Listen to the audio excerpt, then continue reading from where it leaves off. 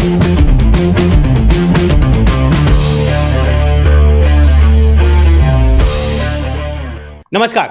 मैं सोचता हूं आप देख रहे हैं बिहारी आवाज। बिहार में 75% आरक्षण लागू करने की प्रतिक्रिया पूरी कर दी गई है। राजभवन ने भी इस आरक्षण बिल पर मुहर लगा दिया है। अब बात है कि आरक्षण कितनी जरूरी है और कितनी जरूरत नहीं है।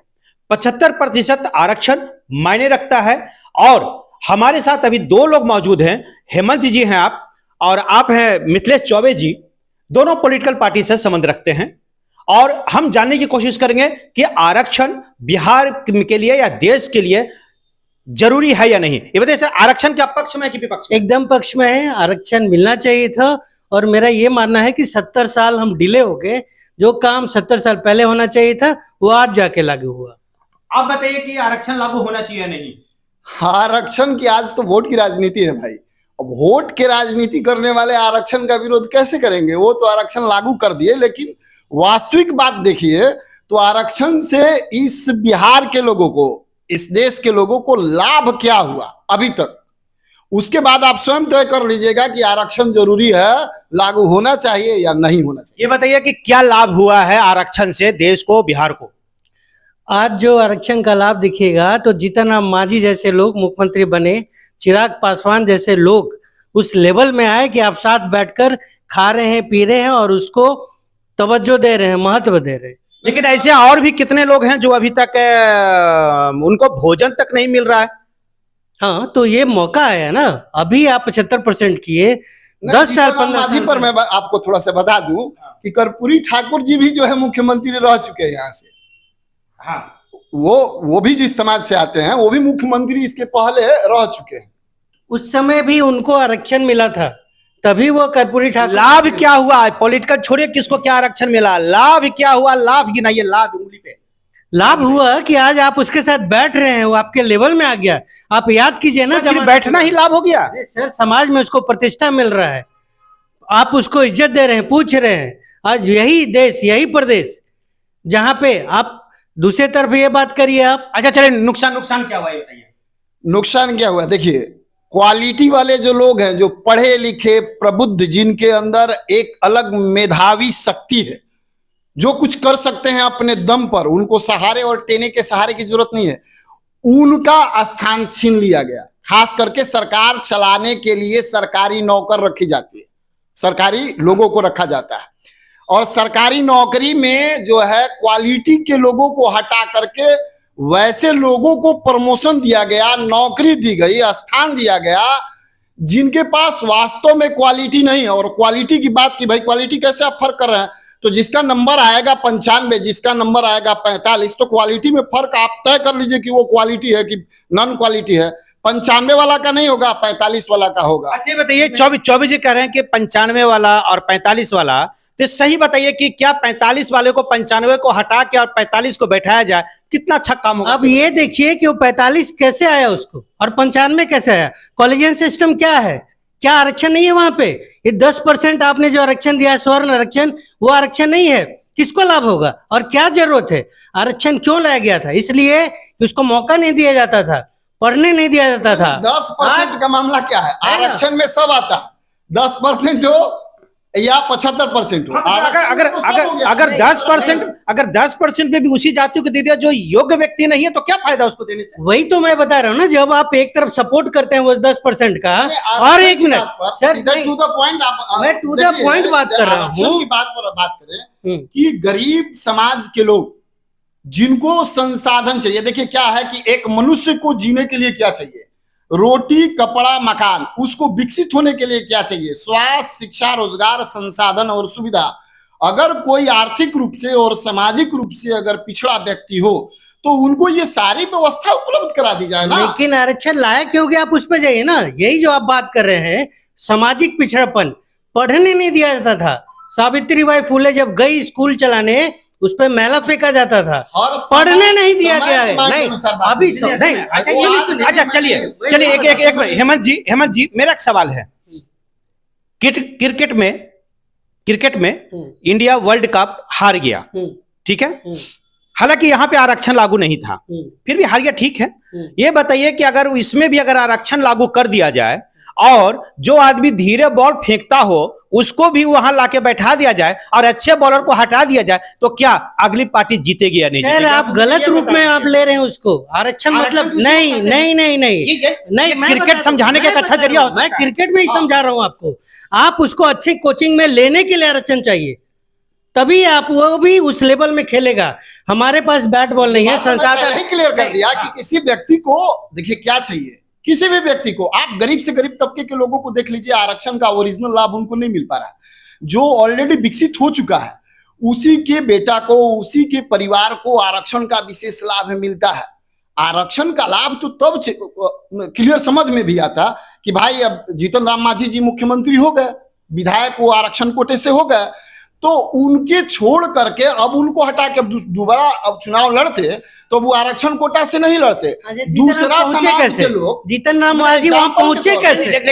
लेकिन एक बार पहुंच जाने के बाद क्या दोबारा आरक्षण की जरूरत है? नहीं, तो अब ठीक है आप रिवीजन करिए, लेकिन आरक्षण क्यों नहीं, वो जरूरत रिवीजन होना है? और चाहिए ना। आरक्षण चाहिए, वो भी तो नहीं हो पाया, वो रिवीजन नहीं हो पा रहा है, उसकी जरूरत नहीं है, वो लोग इस पर बात भी नहीं करते हैं। हम आरक्षित सीट हम से यही चुनाव चीज बोल जीते रहे हैं हुए सर। व्यक्ति ही जो है क्या चुनाव आप लड़ते हैं। एक कॉलेजियम से चुनाव की बात छोड़िए, हम अब आम जनता की बात करें। आरक्षण में आ जाइए जिसकी नौकरी है। अब मान लीजिए कि अगर मैं आरक्षित उम्मीदवार हूं, मुझे नौकरी हो गया, मेरे बेटे को विकसित करने के लिए अब आरक्षण की क्या जरूरत है? मैं बता रहा हूँ ना क्या रीजन हाँ, है, क्यों जरूरत है, मैं बताता हूँ। हाँ। जरूरत ये होता है कि आप उस पोजीशन पे बैठे हैं और अपने लोगों को आप चुनते हैं, इन लोगों को सपोर्ट चाहिए नीचे से। एग्जाम्पल के लिए कॉलेजियन सिस्टम क्या है, क्या और आपको पढ़े लिखे नहीं दिखते हैं?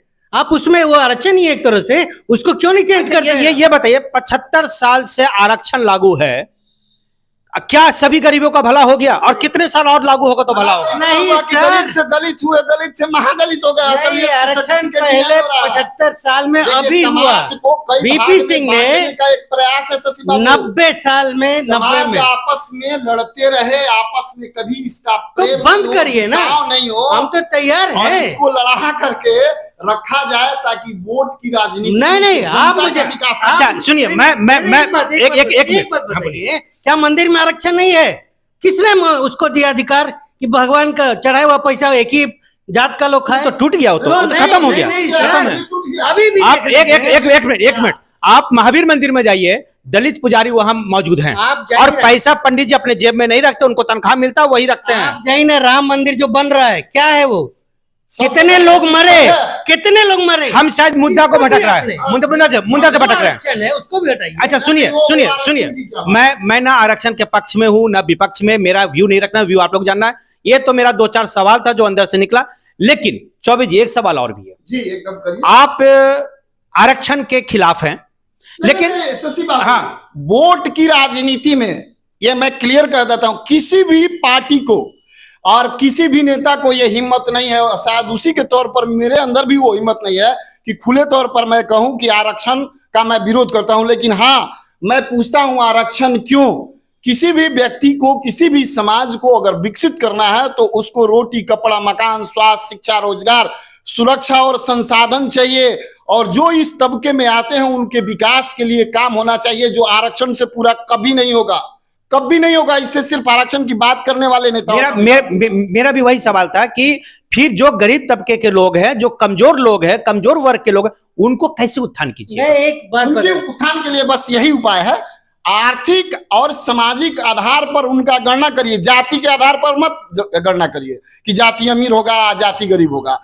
आर्थिक आधार पर, सामाजिक आधार पर उनका गणना करके और व्यक्ति विशेष का गणना करिए, और उसको विकसित करने के लिए कोई उपाय, जितना उपाय मैंने बताया, जितनी संसाधन और व्यवस्थाएं मैंने बताई, उस व्यवस्था को करिए और बढ़ चढ़ के करिए। अच्छा हेमंत जी, एक सवाल है, अगर बात मान लीजिए कि हर समाज में अब पढ़े लिखे लोग भी हैं कुछ, हर जाति में कम से कम 5% 10% तो होंगे ही पढ़े लिखे वो जाति में से। आप ये बताइए कि जब कंपटीशन होगा तो जो पहले से जिनको संसाधन जिनके पास है, जिनके बाबूजी नौकरी किए, जिनके दादाजी नौकरी किए, परदादा ने, जो आर्थिक रूप से संपन्न है, वो अच्छे जगह पढ़ाई किए, सब कुछ किए, तो जब कंपटीशन में नंबर उनका ज्यादा आएगा कि जो गरीब, जो कभी स्कूल नहीं देखा और बहुत मुश्किल से पढ़ाई किया, उसका नंबर ज्यादा आएगा। और नौकरी कौन पाएगा? वो गरीब आदमी या जो गरीब जाति से अमीर आदमी। वही यही सामाजिक दूरी को कम करने के लिए आरक्षण लाया गया था। अभी नहीं, लड़ाने की बात हमारे नहीं, मित्र सामाजिक कह रहे दूरी तो नहीं, थे, देखिए, मैं स्कूल एक में मिनट वो सामाजिक दूरी है। आपने बोल लिया। आपने अभी बोला कि पुरानी स्थिति थी, स्तन काट लिया जाता था, दलितों का स्तन। ये कुछ नहीं, हम मुद्दा हम आरक्षण की मुद्दा की बात कर रहे हैं। हम वो बात बता रहा हूँ, यही आरक्षण का है। आज ये लोग ऐसे ही एक मिनट सर, बुला जाते हैं इन लोग के पास में कोई एक बात मिनट, नहीं ये है। जो राजस्थान में मूछ रख लेता है उसको आप गोली मार देते हैं, ये कौन मारता है गोली?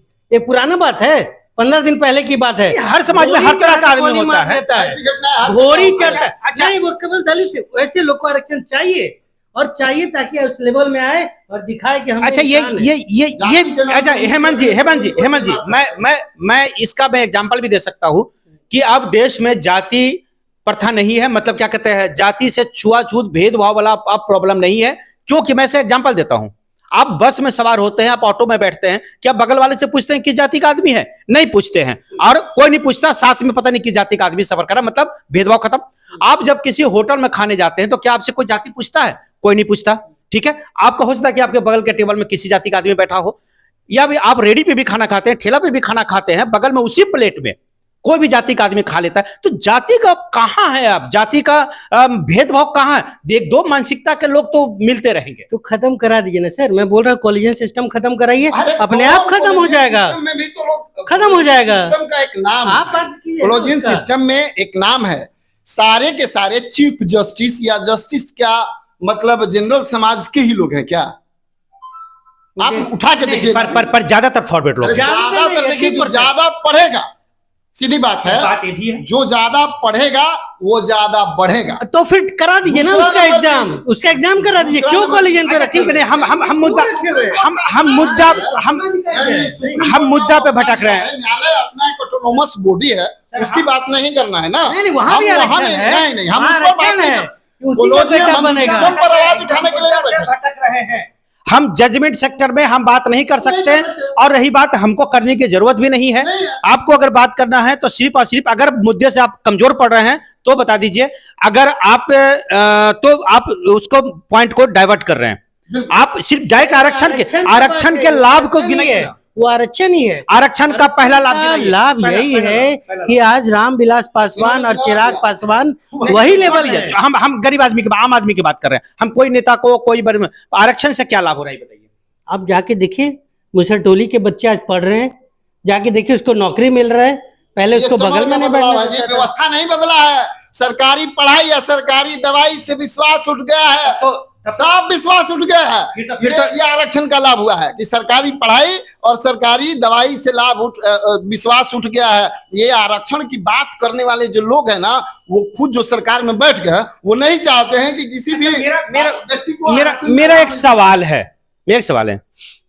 एक एमबीबीएस की पढ़ाई किया 45 नंबर लाके, अब 95 वालों को आपने नहीं दिया, क्या 45 वाला उस बराबर का डॉक्टर बन जाएगा? अब आप कभी देखे हैं सर? अब आप जाकर देखिए, जो लिस्ट आता है कट ऑफ का, वो एकदम बराबर आता है जर्नल के। वो पुराना कहानी आप कह रहे हैं, जिस समय उसको बैठने नहीं आता था, एकदम बराबर। मतलब है क्या? हाँ, तो हटा दीजिए ना। मैं तो कह रहा हूँ 10% जो दिया गया है स्वर्ण आरक्षण, जिसकी आबादी 10% है टोटल, उसको आप 10% आरक्षण दे रहे हैं। आपके चैनल के माध्यम से मैं एक ही चीज कहना चाहता हूँ, मैं किसी भी गरीब जाति धर्म संप्रदाय के लोगों का विरोध नहीं करता। मैं उनसे ये कहना चाहता हूं कि आपको विकसित होने के लिए किसी के भीख और आरक्षण की जरूरत नहीं है। आपको विकसित होने के लिए आपको आर्थिक रूप से मजबूत होने की व्यवस्था की जरूरत है। आपको सामाजिक स्तर पर मजबूत होना है, तो पैसा से जब विकसित होंगे तो सामाजिक तौर पर अब आपका विकास हो जाएगा। तो पैसा तो नौकरी से ही आएगा ना, कहां से आएगा? नहीं, नौकरी से पैसा आता है। हर महीने तनख्वाह। नौकरी करने वाला भ्रष्टाचार करेगा तब पैसा आएगा। पैसा कमाने का साधन व्यवसाय है, और उसके लिए शिक्षा चाहिए, आपको स्वास्थ्य की बढ़िया व्यवस्था चाहिए। तब तो चौबे जी आप एक फॉरवर्ड कास्ट से आते हैं, आते हैं। और रही बात, आपने कहा कि भ्रष्टाचार करेगा तो पैसा आएगा सरकारी नौकरी में, तो सरकारी नौकरी में ज्यादातर जो फॉरवर्ड लोग हैं क्या भ्रष्ट हैं क्या? अरे भाई, मैं एक की बात नहीं करता, मैं 100 सहमत में हैं? 100 की बात करता हूँ। मैं तो सीधा बोल मैं रहा एक हूँ। की बात क्यों करूं? चलिए। मैं क्यों एक की बात करूं? मैं 100 पे बात करता हूं कि 100% वैसे ही लोग, वो जो पैसे दिखते हैं ना, सरकारी सिर्फ नौकरी में है, मैंने पुराना उनका बुनियादी व्यवस्था नहीं है, उनके पास कोई संसाधन आय का नहीं है, और नौकरी पर हैं और करोड़पति अरबपति बने बैठे हैं, तो वो भ्रष्टाचार में संलिप्त 100% हैं। अच्छा, ये एक बात कहना चाहता हूँ। बताइए, एक आखिरी बात बता मैं दीजिए। एक ये बताना डिबेट चाहता लंबा हो हूँ रहा कि है। अगर आपको लगता है हाँ। कि आरक्षण खत्म हो जाए, नहीं लगता नहीं, आप अपना पक्ष मैं बता रहा हूँ, दो चीज कर लीजिए ना उसमें, और कुछ नहीं चाहिए। सबसे पहले ये जो जाति व्यवस्था इसको खत्म करिए, और जो सरनेम लगाते हैं इसको कॉमन कर दीजिए, अपने आप सब खत्म हो तो जाएगा। नीतीश कुमार जो अवधिया कुर्मी से आते हैं, वो लोग सिंह लगाते हैं। नीतीश जी ने सिंह नहीं लगाया, कुमार लगाया। वो तो जाति व्यवस्था खत्म करने की बात कर रहे थे, लेकिन फिर जातीय जनगणना की क्या आवश्यकता पड़ गई? तुमको नीतीश कुमार मुखिया है ना, उनको सबको लेकर चलना होता है, अरे एक आदमी का भाई बात नहीं देखिए, है। सबसे बड़ा चीज क्या है, ये लोग कहते कुछ और हैं और करते कुछ और हैं। इनकी मानसिकता राज करना है, जनता का विकास इनकी मानसिकता, इनकी सोच नहीं है। मैं प्रत्येक देश के गरीब से गरीब और जितने भी समृद्ध लोग हैं, सबसे यही आग्रह करूंगा कि वास्तव में देश का विकास चाहिए, गरीबों का विकास चाहिए, लोगों को सामाजिक न्याय में सही सामाजिक न्याय मिलना चाहिए। उनको तो स्वाभाविक बात है कि उनको शिक्षित करना होगा, समृद्ध करना होगा, भूखमरी मिटानी होगी, संसाधन, सुविधा और सुरक्षा देना होगा, जो आरक्षण से नहीं मिलने वाला है। भाई आरक्षण के नाम पर 100 के बदले 10 आप लेकर के आए, आप कुछ प्राप्त कर लीजिएगा। मेरा 100 आया और जाति एक तरफ हुआ कि भाई मैं आपके जाति का नाम लेकर के आपको रेत कर दिया तो उस पर क्या हो जाएगा, या जाति के नाम से पुकार दिया तो केस हो जाएगा। और दूसरे तरफ अंचल में जाकर के क्या, तो जाति प्रमाण पत्र लेके आइए। कोई जाति व्यवस्था समाप्त होने वाला नहीं है। आखिरी बात अब आप बताइए। बस यही है कि जो बात करते जाति व्यवस्था का, जब अगर वो पैसा कमा लेता है और शादी में घोड़ी पे चढ़ता है तो उसको गोली मार दिया जाता है, तो ये नहीं, एक दो अपवाद हो सकता है। ये झूठ बात है। अरे आपके ये विवाद वाली बात है। ये विवाद वाली बात। विवाद नहीं है ना, आप पढ़ लीजिए ना न्यूज। अगर आप सही में जर्नलिस्ट हैं, न्यूज पढ़ लीजिए। और नहीं एक दो हो सकता है, ये मानसिकता का यही बात है ना, यही मानसिकता एक्सेप्शनल है, पर सभी को कॉलेजियन सिस्टम हटाइए। कॉलेजियन सिस्टम फिर अच्छा चलिए, एक मिनट, बाप बेटा को काटते हुए और बेटा बाप को मारते हुए, भाई भाई को मारते हुए, जिस माँ ने पैदा किया उसको मारते काटते हुए भी न्यूज आपने सुना। ऐसी बात क्या करना है भाई? चलिए, पॉइंट बहुत लंबा हो जाएगा और हमारा मुद्दा आरक्षण का था। आरक्षण से हम भटकते जा रहे थे। अच्छा, बिहारी आवाज के लिए शशि उत्तम, पटना।